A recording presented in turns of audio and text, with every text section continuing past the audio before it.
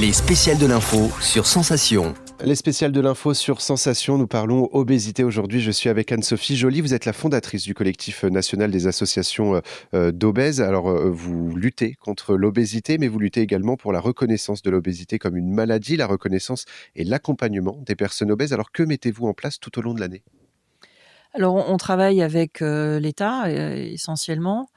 Donc, que ça soit la direction générale de la santé, le plan national nutrition santé, le conseil national de l'alimentation, où on travaille sur des propositions de loi sur l'encadrement de production alimentaire, marketing, distribution, jusqu'effectivement aux conséquences santé. On travaille également avec l'Arcom sur la charte alimentaire, donc comment on peut protéger, finalement de la publicité, le cadre de la publicité, ainsi que le conseil paritaire de la publicité.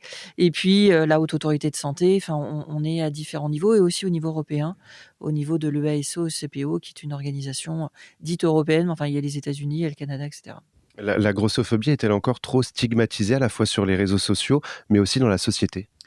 Alors elle est effectivement stigmatisée et elle est discriminée parce que c'est, l'obésité représente l'une des stigmatisations et discriminations la plus répandue dans le monde et la plus tolérée dans le monde.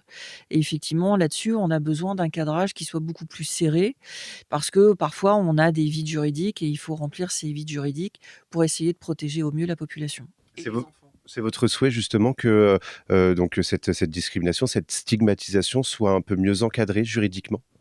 Oui, c'est pour protéger la population et notamment protéger les enfants, sur du harcèlement parce qu'on a des enfants qui sortent du système scolaire, parce que pour eux, enfin c'est insupportable et ils se sentent très, très mal.